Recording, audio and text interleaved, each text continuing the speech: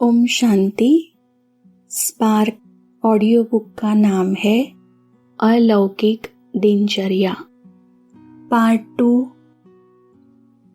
आज अमृत वेले बाप दादा चारों ओर के बच्चों के पास चक्कर लगाने निकले। क्या देखा? मधुबन वरदान भूमि में खुशी खुशी से आए हुए बच्चे इस ही मिलन की खुशी में और सब बातें भूले हुए हैं। हर एक नंबरवार पुरुषार्थ अनुसार वरदान प्राप्त करने के उमंग उत्साह में थे और सब तरफ चक्कर लगाते हुए क्या देखा? मेजॉरिटी का शरीर भल अपने अपने स्थान पर है, लेकिन मन की लगन मधुबन तरफ है।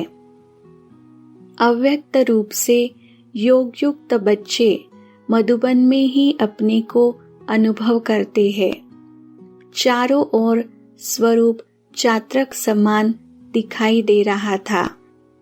याद की यात्रा के चार्ट में क्या दिखाई दिया? पोजीशन अर्थात मर्तबा और अपोजिशन अर्थात विरोध दोनों का खेल देखा था। यथाशक्ति हर एक अपनी पोजीशन पर स्थित रहने का प्रयत्न बहुत करते हैं, लेकिन माया की अपोजिशन एकरस स्थिति में स्थित होने में विघ्न स्वरूप बन रही थी। इसका कारण क्या? फर्स्ट, एक तो सारे दिन की दिनचर्या पर बार बार अटेंशन की कमी है। सेकेंड, दूसरा, शुद्ध संकल्प का खजाना जमा न होने कारण व्यर्थ संकल्पों में ज्यादा समय व्यतीत करते हैं। मनन शक्ति बहुत कम है। तीसरा, किसी भी प्रकार की छोटी छोटी परिस्थितियां जो है कुछ भी नहीं, उन छोटी सी बातों की कमजोरी का कारण बहुत बड़ा समझ उसको मिटाने में टाइम बहुत वेस्ट करते हैं। कारण क्या?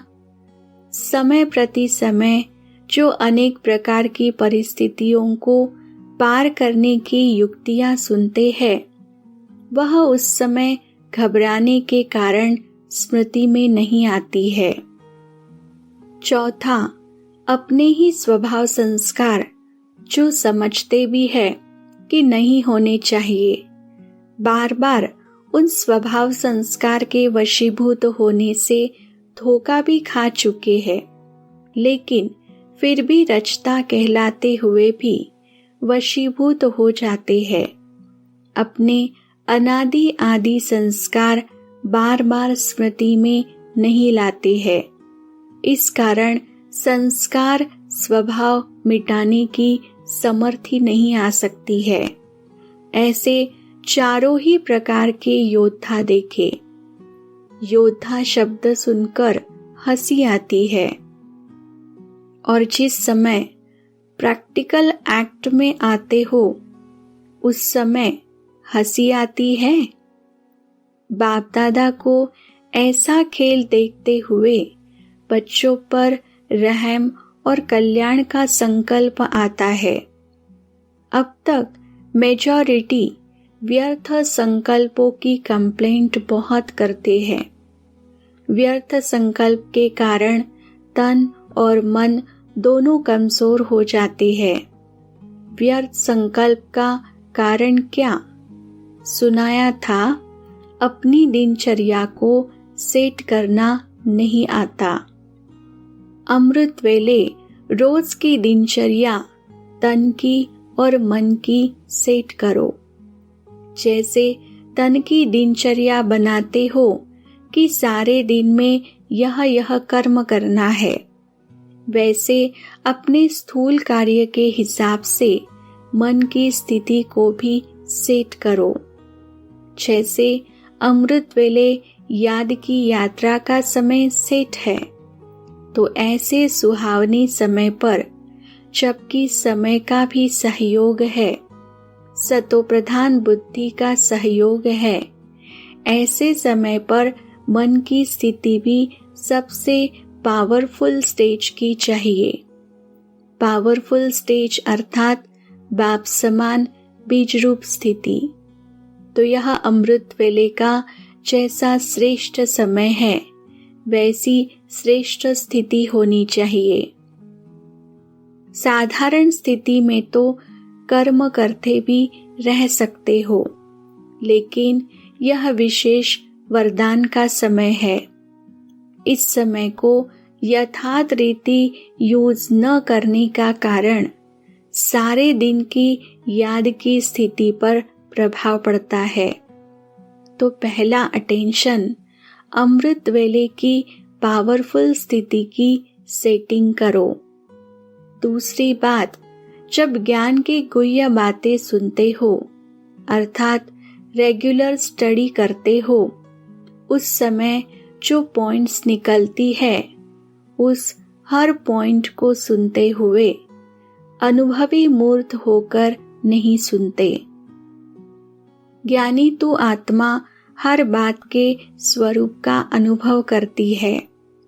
सुनना अर्थात उस स्वरूप के अनुभवी बनकर सुनना, लेकिन अनुभवी मूर्त बनना बहुत कम आता है।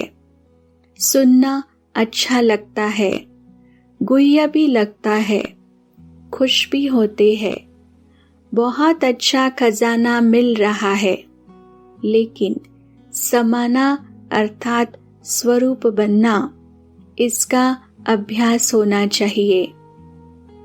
मैं आत्मा निराकार हूँ, यह बार बार सुनते हो, लेकिन निराकार स्थिति के अनुभवी बनकर सुनो। जैसी पॉइंट वैसा अनुभव। परमधाम की बातें सुनो तो परमधाम निवासी होकर परमधाम की बातें सुनो। स्वर्गवासी देवताई स्थिति के अनुभवी बन स्वर्ग की बातें सुनो। इसको कहा जाता है सुनना अर्थात समाना। समाना अर्थात स्वरूप बनना। अगर इसी रीति से मुरली सुनो तो शुद्ध संकल्प का खजाना जमा हो जाएगा और इसी खजाने के अनुभव को बार बार सुमिरन करने सारा समय बुद्धि इसी में ही बिजी रहेगी। व्यर्थ संकल्पों से सहज किनारा हो जाएगा। अगर अनुभवी होकर नहीं सुनते तो बाप के खजाने को अपना खजाना नहीं बनाते, इसीलिए खाली रहते हो, अर्थात व्यर्थ संकल्पों को स्वयं ही जगह देते और आगे बढ़कर सारी दिनचर्या में क्या क्या कमी करते हो वह फिर दूसरे दिन सुनाएंगे। पहले इन दो बातों को ठीक करो। ज्यादा खुराक नहीं देते हैं। यह महावाक्य है 27 मई 1977 के। बाप दादा बच्चों के सारे दिन की दिनचर्या को चेक करते हैं। रिजल्ट में समय प्रमाण स्मृति स्वरूप का अभ्यास कम दिखाई देता है। स्मृति में है लेकिन स्वरूप में आना नहीं आता है। समय होगा अमृत वेले का, जिस समय विशेष बच्चों के प्रति सर्व शक्तियों के वरदान का, सर्व अनुभवों के वरदान का, बाप समान शक्तिशाली लाइट हाउस, माइट हाउस स्वरूप में स्थित होने का, मेहनत कम और प्राप्ति अधिक होने का गोल्डन समय है।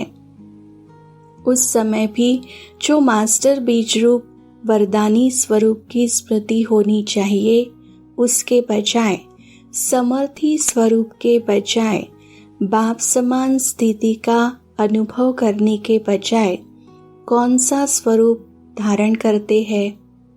मेजॉरिटी उल्हाने देते या शिकायत करते हैं या दिलशी का स्वरूप होकर बैठते।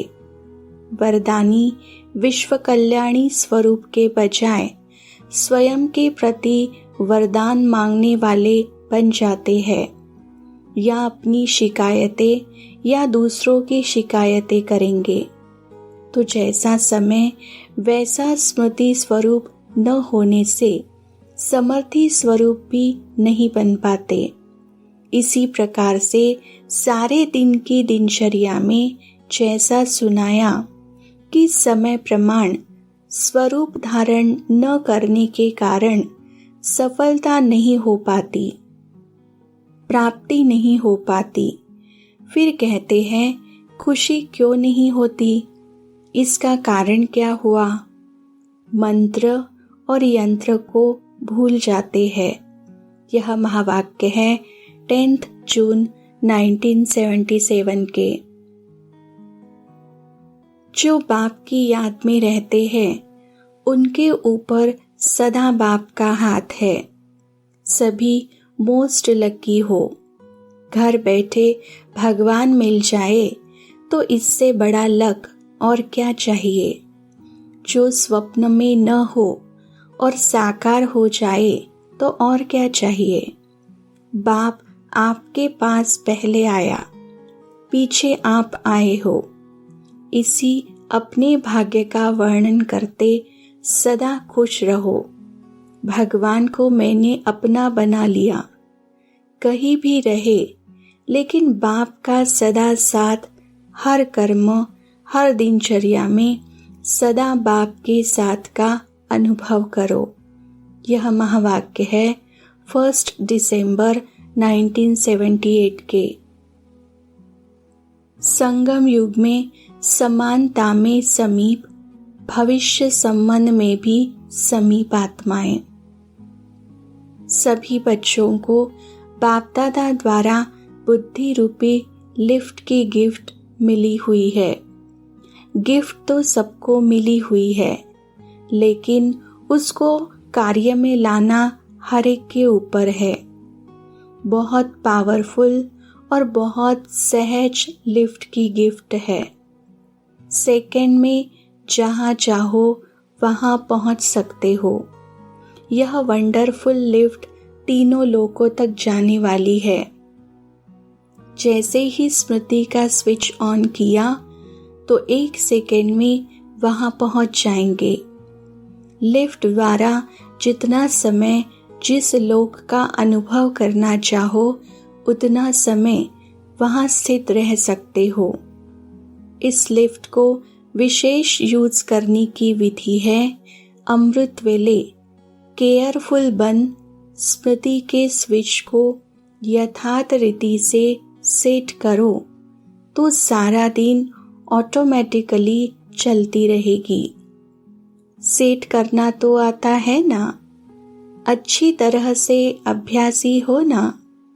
दिव्य बुद्धि रूपी लिफ्ट सारे दिन में कहाँ अटकती तो नहीं है। अथॉरिटी होकर इस लिफ्ट को कार्य में लगाने से कभी भी यह लिफ्ट धोखा नहीं देगी। वर्तमान संगम युग की लिफ्ट यह दिव्य बुद्धि की लिफ्ट है। साथ साथ भविष्य स्वर्ग के राज्य की गिफ्ट भी बाप दादा अभी देते हैं।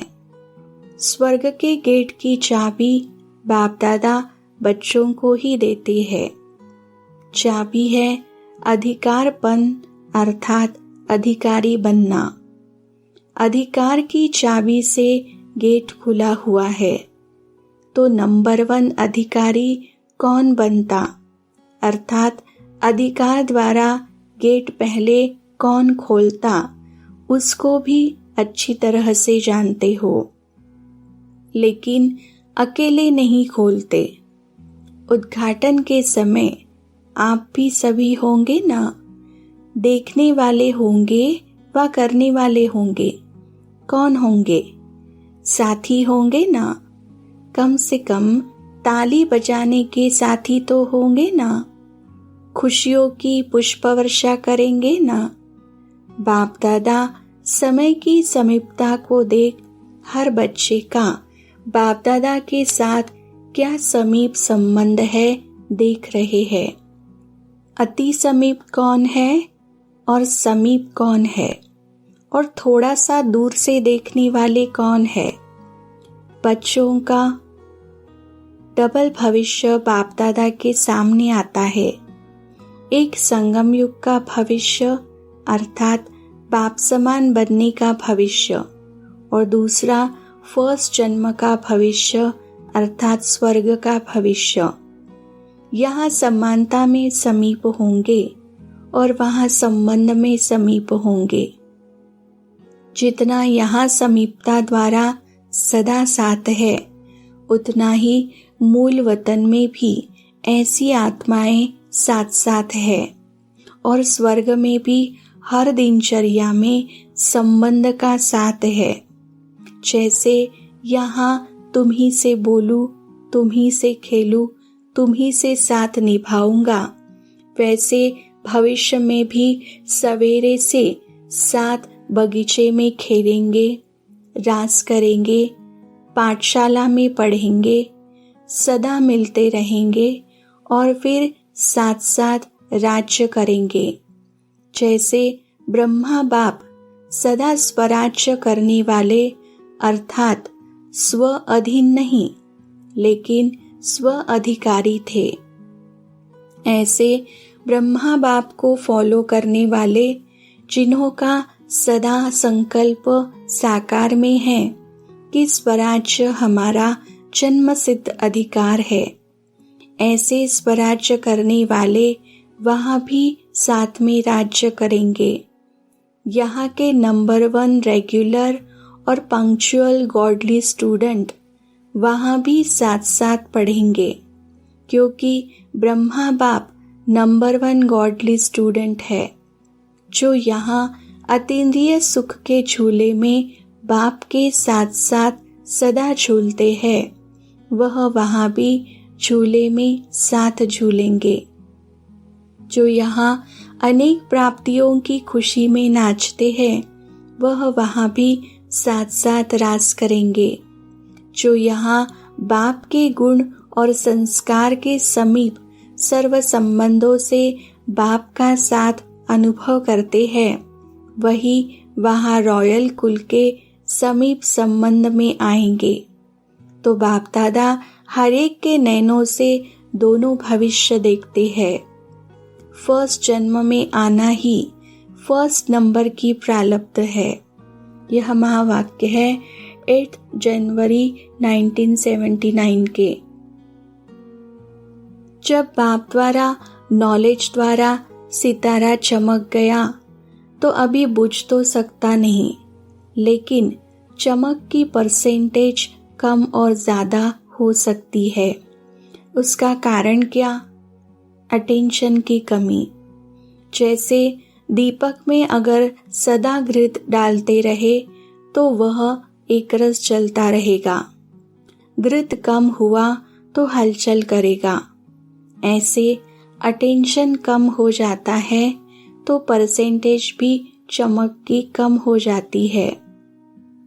इसलिए बाप दादा की श्रेष्ठ मत है, रोज अमृत वेले सारे दिन के लिए अटेंशन रखो। रोज अमृत वेले अपनी दिनचर्या को सेट करो। अगर कोई भी प्रोग्राम सेट नहीं होता है तो उसकी रिजल्ट क्या निकलती? सफल नहीं होता। तो यहाँ भी अगर रोज अपनी दिनचर्या सेट नहीं करेंगे तो सफलता मूर्त अनुभव नहीं कर सकेंगे। अटेंशन होगा, वहाँ किसी भी प्रकार का टेंशन नहीं हो सकता।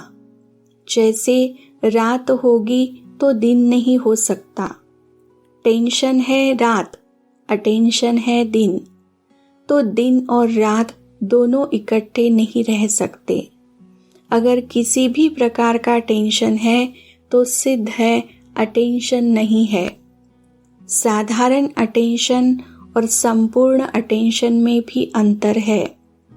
संपूर्ण अटेंशन अर्थात जो बाप के गुण व शक्तियाँ है वह अपने में हो। बाप के बच्चे बने हो तो उसका प्रूफ भी तो चाहिए ना। साधारण अटेंशन अर्थात हम है ही बाप के बच्चे।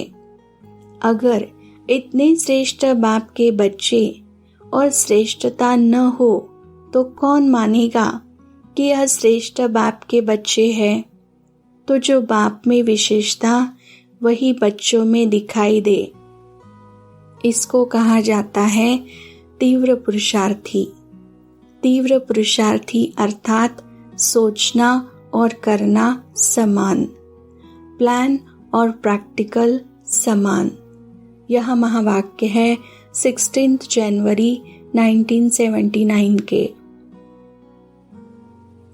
बिजी कैसे रहे? कर्मणा और वाचा सर्विस तो करते हो, लेकिन मनसा की दिनचर्या भी सेट करो। फर्स्ट, मनसा भी बिजी रहे तो मायाजीत सहज बन सकते हो। अगर अपने को फ्री रखते तो फ्री देख माया भी आती है। बिजी रहो तो माया भी किनारा सहज ही कर ले। अपने को बिजी करना नहीं आता है, मनसा का चार्ट बनाना नहीं आता है, तभी माया आती है या मुश्किल लगता है। सेकंड, बिजी रखने के लिए जितना पढ़ाई की तरफ अटेंशन होगा तो अपने आप को बिजी रख सकेंगे। पढ़ाई से दिल की प्रीति होनी चाहिए। जिसका दिल से पढ़ाई से प्यार होगा वह सदा स्वयं और औरों को भी बिजी रख सकता है। अगर ऊपर का कभी कभी का प्यार होगा तो स्वयं भी कभी बिजी कभी फ्री, उनको भी बिजी नहीं रख सकेंगे। इसलिए सदा बिजी रहकर स्वयं भी विघ्न विनाशक और दूसरों को भी विघ्न विनाशक बनाओ। थर्ड, प्लानिंग बुद्धि बनो। पहले स्वयं का प्लान, फिर सेवा का। प्लानिंग बुद्धि सदा बिजी रहेंगे। डायरेक्शन पर चलने वाली बुद्धि कभी फ्री कभी बिजी रहेंगे। बाबा का डायरेक्शन ही मिला हुआ है, प्लानिंग बुद्धि बनो। स्व का और औरों का प्लान बनाओ। ऐसे प्लानिंग बुद्धि हो या बना बनाया प्लान मिलेगा तो करेंगे। पहले स्वयं के टीचर, फिर औरों के। यह महावाक्य है 3 दिसंबर 1979 के। संगम युगी बादशाही बनाम सतयुगी बादशाही। बाप दादा आज संगम युगी बेगमपुर के बादशाहों की सभा देख रहे हैं। संगम युग है ही बेगमपुर। संगम युगी सर्व ब्राह्मण बेगमपुर के बादशाह है। सतयुगी बादशाही इस संगम युग की बेगमपुर की बादशाही के आगे कुछ भी नहीं है। वर्तमान समय की प्राप्ति का नशा, खुशी सतयुग की बादशाही से पदम गुणा श्रेष्ठ है। आज वतन में सतयुगी बादशाही और संगम युगी बादशाही दोनों के अंतर पर रूह रिहान चल रही थी।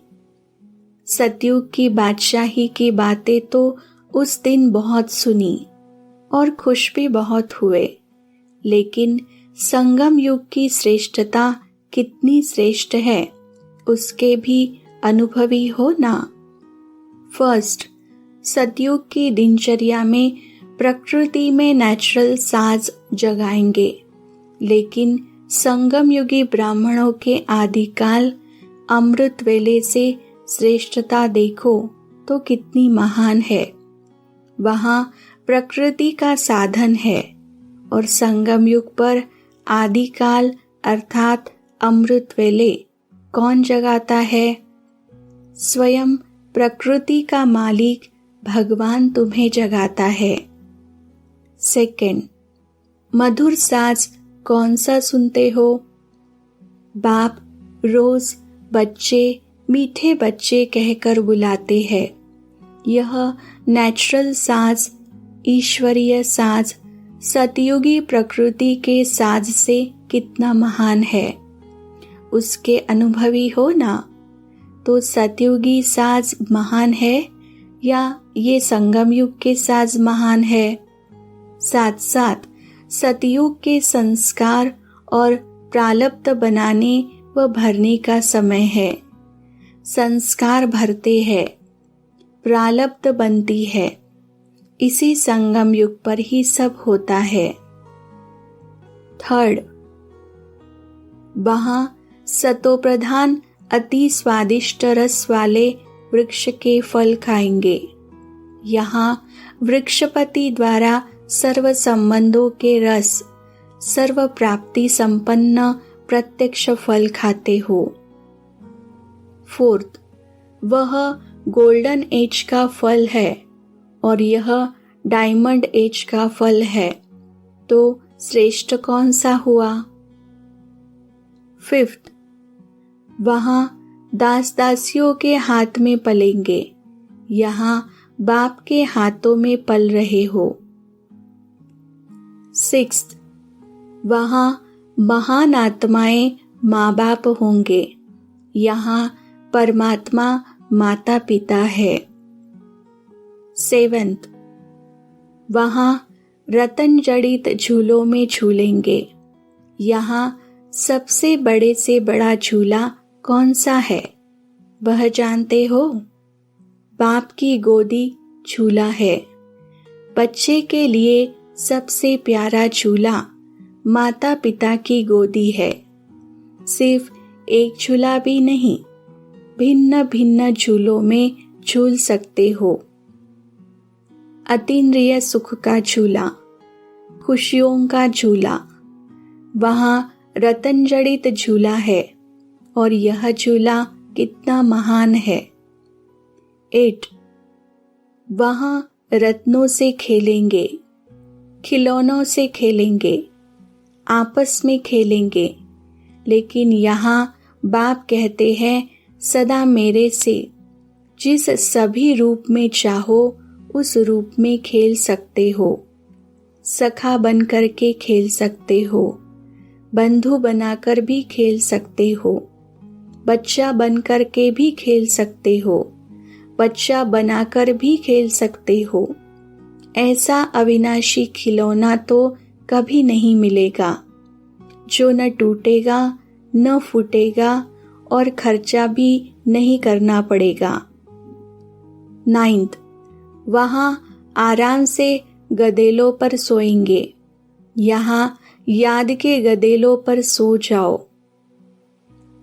10, वहाँ निद्रा लोक में चले जाते हो, लेकिन संगम पर बाप के साथ सूक्ष्म वतन में चले जाओ।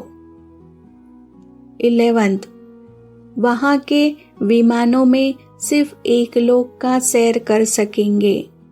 अब बुद्धि रूपी विमान द्वारा तीनों लोकों का सैर कर सकते हो। 12, वहाँ विश्वनाथ कहलाएंगे और अब त्रिलोकीनाथ हो। 13, वहाँ 2 नेत्री होंगे, यहाँ त्रिनेत्री हो। 14, संगम युग के अंतर में अर्थात नॉलेजफुल, पावरफुल, ब्लिसफुल, इसके अंतर में वहाँ क्या बन जाएंगे? रॉयल बुद्धू बन जाएंगे।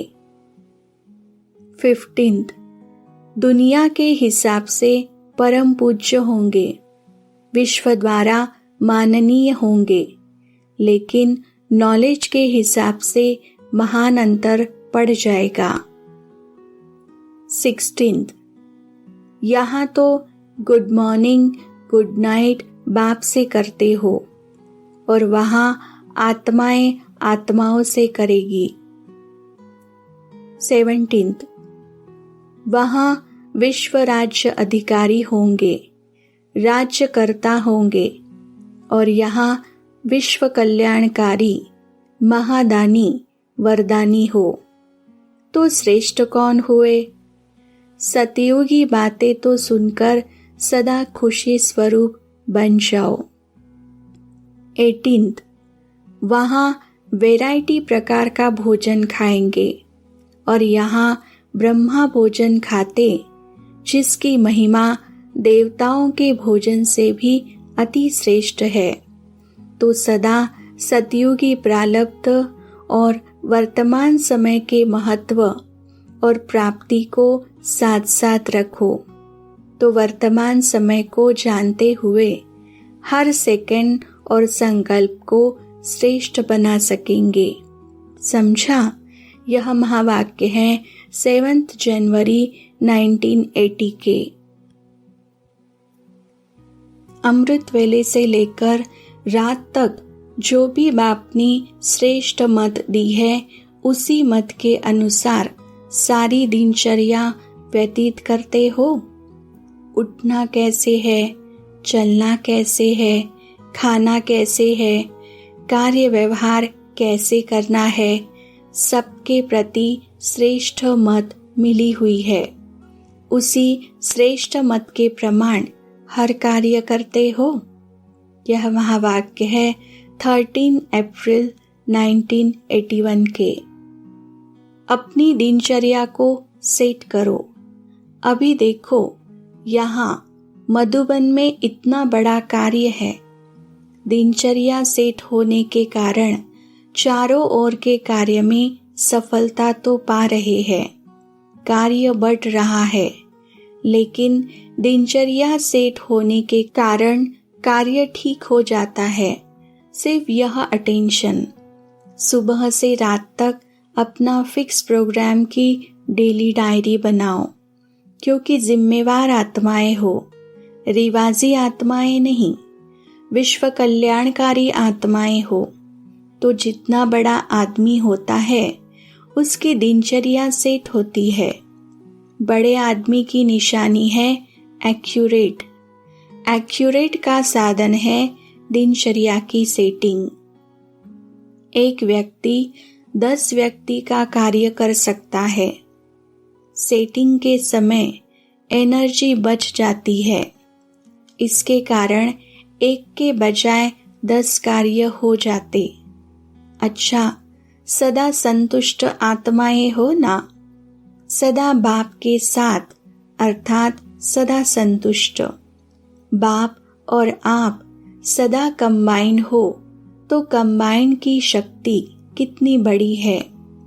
एक कार्य के बजाय 1000 कार्य कर सकते हो, क्योंकि 1000 भुजाओं वाला बाप आपके साथ है।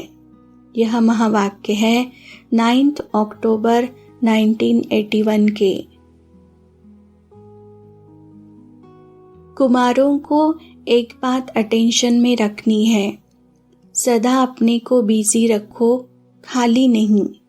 शरीर और बुद्धि दोनों से बिजी रहो।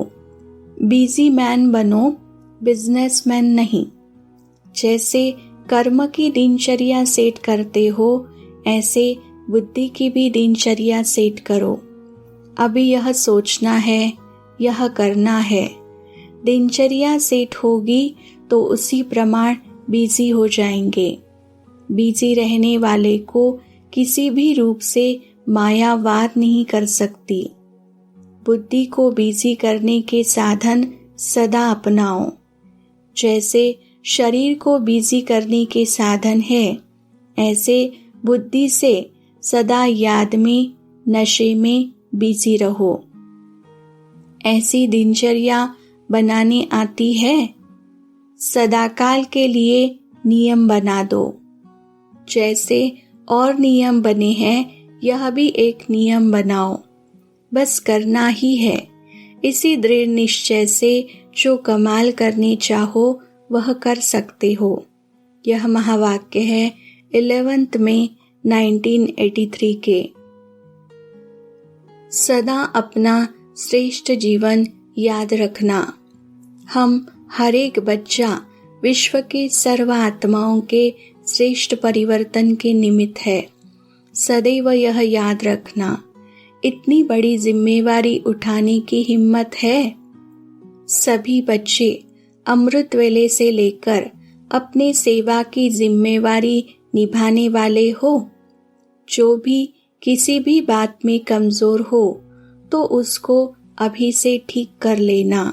आप सभी के ऊपर सभी की नजर है, इसलिए अमृत वेले से लेकर रात तक सहज योगी, श्रेष्ठ योगी, जो भी श्रेष्ठ जीवन के लिए दिनचर्या मिली हुई है, उसी प्रमाण सभी को यथार्थ रीति चलना पड़ेगा। यह अटेंशन अभी से दृढ़ संकल्प के रूप में रखना। सभी को योगी के लक्षणों का पता है। सब बच्चे बाप दादा को हर एक बात पर हांजी का रिस्पॉन्ड करते रहे। योगी आत्माओं की बैठक, चलन, दृष्टि क्या होती है यह सब जानते हो। ऐसे ही चलते हो व थोड़ी थोड़ी चंचलता भी करते हो। सब योगी आत्माएं हो ना। जो दुनिया वाले करते हैं वह आप बच्चे नहीं कर सकते। आप महान आत्माएं ऐसे शांत स्वरूप रहो जो भल कितने भी बड़े बड़े हो, लेकिन आप शांत स्वरूप आत्माओं को देख शांति की अनुभूति करें और यही दिखाई दे कि यह साधारण बच्चे नहीं, लेकिन सभी अलौकिक बच्चे हैं, न्यारे हैं और विशेष आत्माएं हैं। तो ऐसे चलते हो। अभी से यह भी परिवर्तन करना। यह महावाक्य है 15 मई 1983 के। आज बाप दादा अपने छोटे बड़े बेफिक्र बादशाहों को देख रहे हैं। संगम युग पर ही इतने बड़े ते बड़े बादशाहों की सभा लगती है। किसी भी युग में इतने बादशाहों की सभा नहीं होती है। इस समय ही बेफिक्र बादशाहों की सभा कहो व स्वराज्य सभा कहो, सभी देख रहे हो। छोटे बड़े यही जानते हैं और मानकर चलते हैं कि हम सभी इस शरीर के मालिक शुद्ध आत्मा है। आत्मा कौन हुई? मालिक, स्वराज्य अधिकारी। छोटे में छोटा बच्चा भी यही मानते हैं कि मैं बादशाह हूँ। तो बादशाहों की सभा व स्वराज्य सभा कितनी बड़ी हुई, और बादशाहों का बादशाह व राजाओं का भी राजा बनाने वाले, वर्तमान के राजे सो भविष्य के राजे। ऐसे राजा को देख व सर्व बेफिक्र बादशाहों को देख कितना हर्षित होंगे।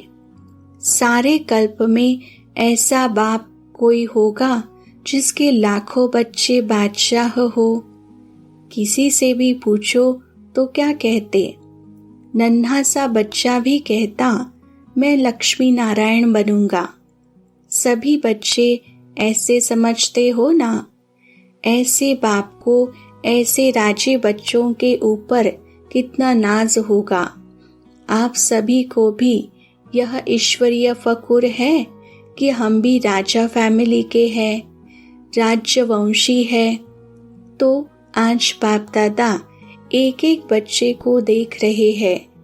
बाप के कितने भाग्यवान बच्चे हैं। हर एक बच्चा भाग्यवान है। साथ साथ समय का भी सहयोग है, क्योंकि यह संगम युग जितना छोटा युग है उतना ही विशेषताओं से भरा हुआ युग है। जो संगम युग पर प्राप्तियां है वह और कोई युग में नहीं हो सकती। संगम युग है ही मौजों के नजारों का युग। मौजे ही मौजे है ना। खाओ तो भी बाप के साथ मौजों में खाओ। चलो तो भी भाग्य विधाता बाप के साथ हाथ देते चलो। ज्ञान अमृत पियो तो भी ज्ञानदाता बाप के साथ साथ पियो। कर्म करो तो भी करावनहार बाप के साथ निमित्त करने वाले समझ करो। सो तो भी याद की गोदी में सो। उठो तो भी भगवान से रूह हरिहान करो। सारी दिनचर्या बाप और आप, और बाप है तो पाप नहीं है तो क्या होगा? मौजें ही मौजें होंगी ना। बाप दादा देख रहे थे तो सभी बच्चे मौजों में रहते हैं। यह छोटा सा जन्म लिया ही मौजें मनाने के लिए है। खाओ पियो, याद की मौज में रहो। इस अलौकिक जन्म का धर्म अर्थात धारणा मौज में रहना है। दिव्य कर्म सेवा की मौज में रहना है। जन्म का लक्ष्य ही है मौजों में रहना और सारे विश्व को सर्व मौजों वाली दुनिया बनाना। तो सवेरे से लेकर रात तक मौजों के नज़ारे में रहते हो ना। बेफिक्र बादशाह हो करके दिन रात बिताते हो ना। तो सुना आज वतन में क्या देखा? बेफिक्र बादशाहों की सभा। हर एक बादशाह अपनी याद की मौज में बाप के दिल तख्त नशीन स्मृति के तिलकधारी थे। अच्छा, आज तो मिलने का दिन है, इसलिए अपने बादशाहों से मिलने आए हैं। यह महावाक्य है 17 मई 1983 के। बिजी रहेंगे तो उन्नति होती रहेगी। अगर थोड़ा भी फ्री होंगे तो व्यर्थ चलेगा। समर्थ रहने के लिए बिजी रहो। अपना टाइम टेबल बनाओ। जैसे शरीर का टाइम टेबल बनाते हैं, ऐसे बुद्धि का भी टाइम टेबल बनाओ। बुद्धि से बिजी रहने का प्लान बनाओ, तो बिजी रहने से सदा उन्नति को पाते रहेंगे। यह महावाक्य है 8 अप्रैल 1974 के। मन, वाणी, कर्म। कर्म में संबंध संपर्क आ जाता है और स्वप्न में भी पवित्रता। इसको कहते हैं संपूर्ण पवित्रता। कई बच्चे अलबेलेपन में आने के कारण चाहे बड़ों को चाहे छोटों को इस बात में चलाने की कोशिश करते हैं कि मेरा भाव बहुत अच्छा है, लेकिन बोल निकल गया। वह मेरी एम ऐसे नहीं थी, लेकिन हो गया। या कहते हैं कि हंसी मजाक में कह दिया अथवा कर लिया। यह भी चलाना है, इसलिए पूजा भी चलाने जैसी होती है। यह अलबेलापन संपूर्ण पूज्य स्थिति को नंबरवार में ले आता है। यह भी अपवित्रता के खाते में जमा होता है। सुनाया ना, पूज्य पवित्र आत्माओं की निशानी यही है। उन्हों की चारों प्रकार की पवित्रता स्वाभाविक, सहज और सदा होगी।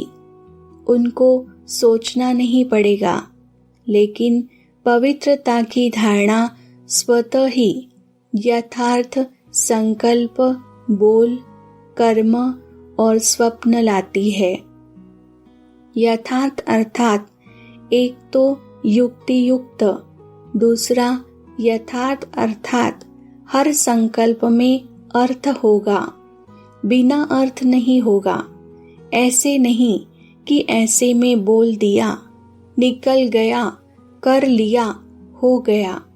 ऐसी पवित्र आत्मा सदा हर कर्म में अर्थात दिनचर्या के हर कर्म में यथार्थ युक्तियुक्त रहती है। इसलिए पूजा भी उनके हर कर्म की होती है, अर्थात पूरे दिनचर्या की होती है। उठने से लेकर सोने तक भिन्न भिन्न कर्म के दर्शन होते हैं। अगर ब्राह्मण जीवन की बनी हुई दिनचर्या प्रमाण कोई भी कर्म यथार्थ व निरंतर नहीं करते, तो उसके अंतर के कारण पूजा में भी अंतर पड़ेगा। मानो कोई अमृत वेले उठने की दिनचर्या में विधि पूर्वक नहीं चलते तो पूजा में भी उनके पुजारी भी उस विधि में नीचे ऊपर करते, अर्थात पुजारी भी समय पर उठकर पूजा नहीं करेगा, जब आया तब कर लेगा। अथवा अमृत वेले जागृत स्थिति में अनुभव नहीं करते, मजबूरी से वह कभी सुस्ती कभी चुस्ती के रूप में बैठते, तो पुजारी भी मजबूरी से या सुस्ती से पूजा करेंगे, विधि पूर्वक पूजा नहीं करेंगे।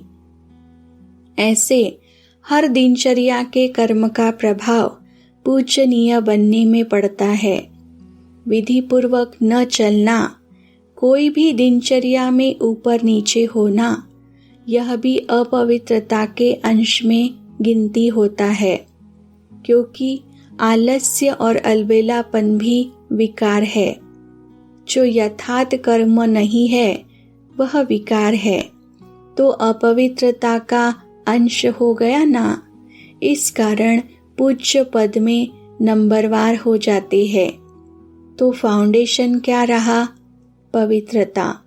यह महावाक्य है 17 अक्टूबर 1987 के।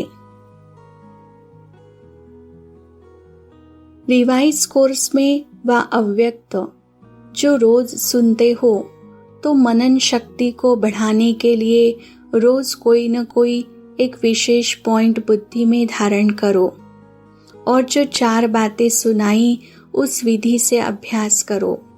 चलते फिरते हर कर्म करते, चाहे स्थूल कर्म करते हो चाहे सेवा का कर्म करते हो, लेकिन सारा दिन मनन चलता रहे।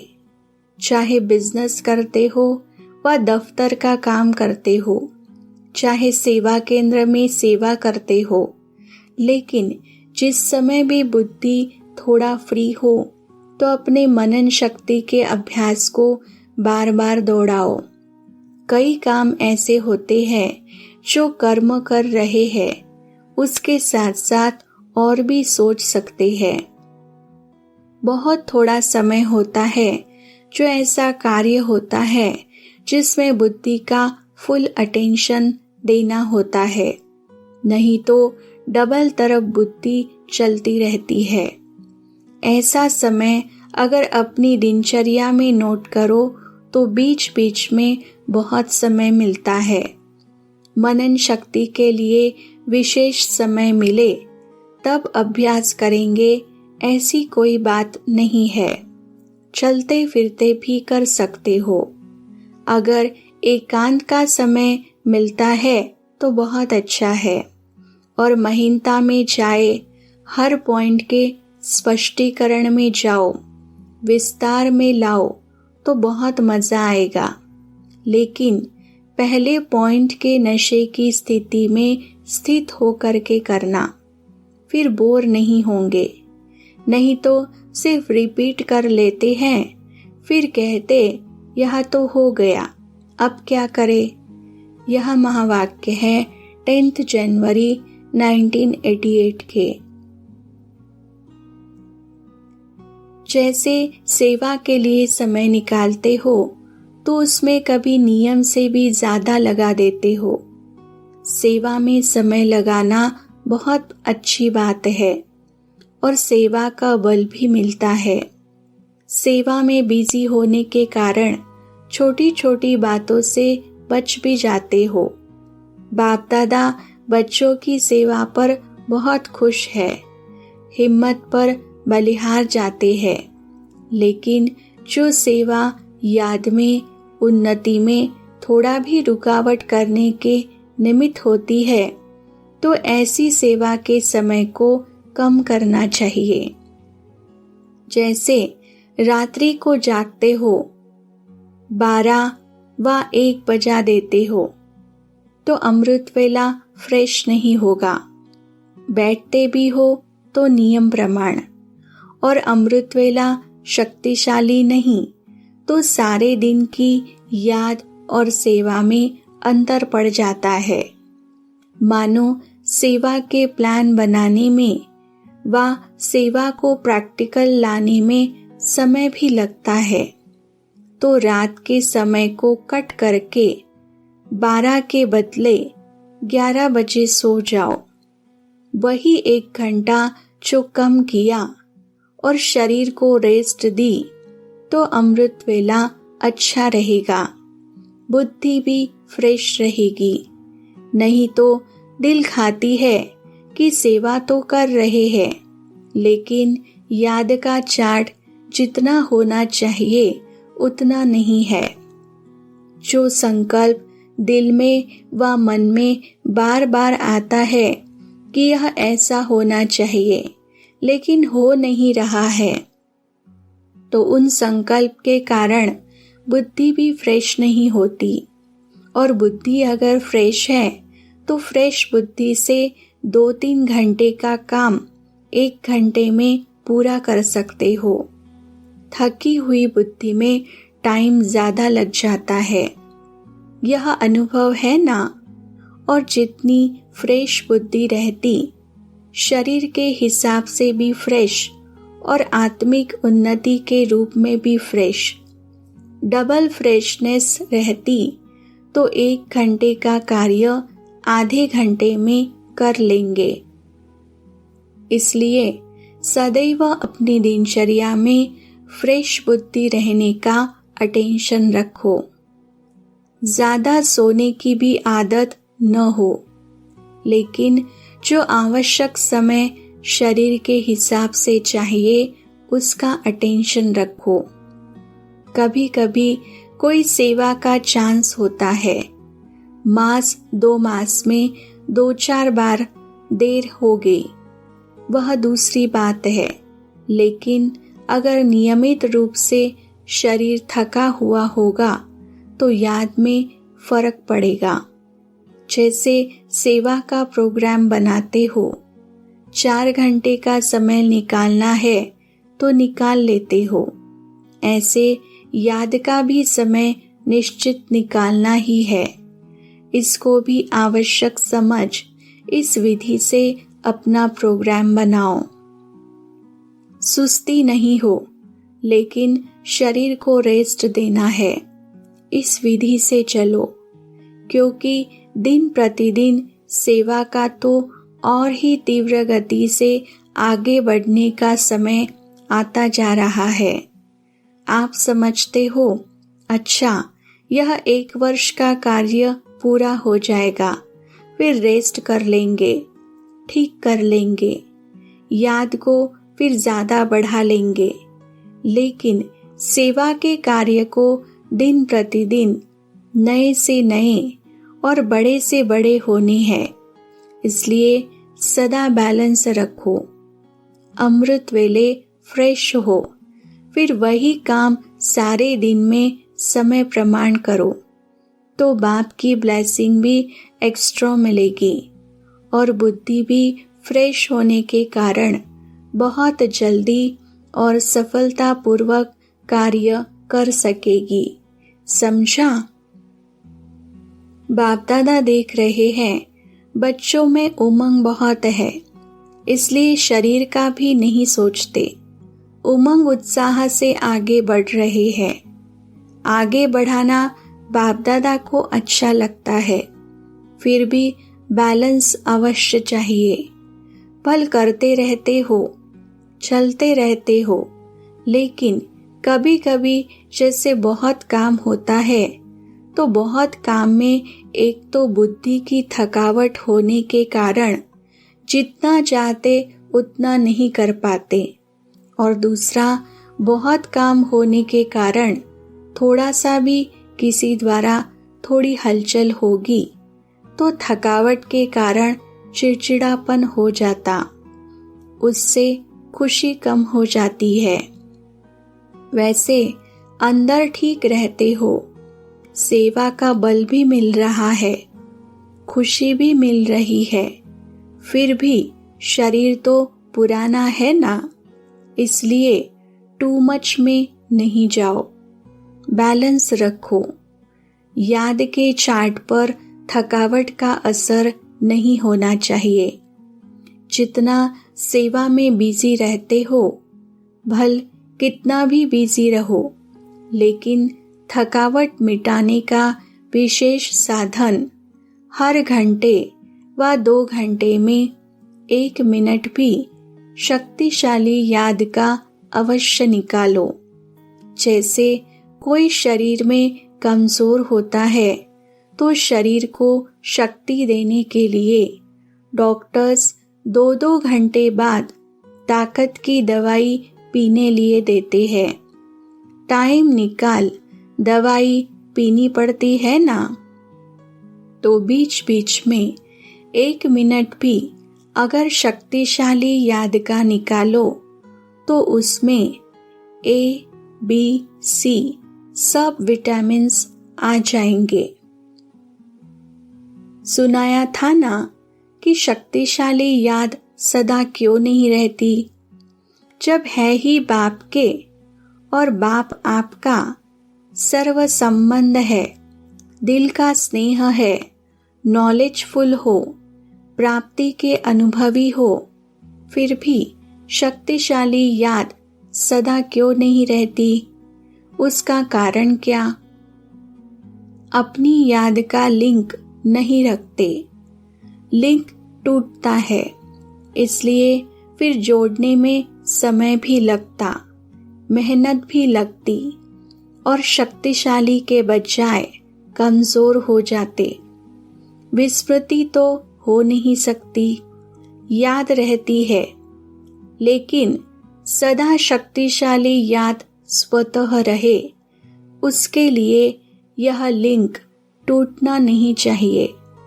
हर समय बुद्धि में याद का लिंक जुड़ा रहे, उसकी विधि यह है। यह भी आवश्यक समझो।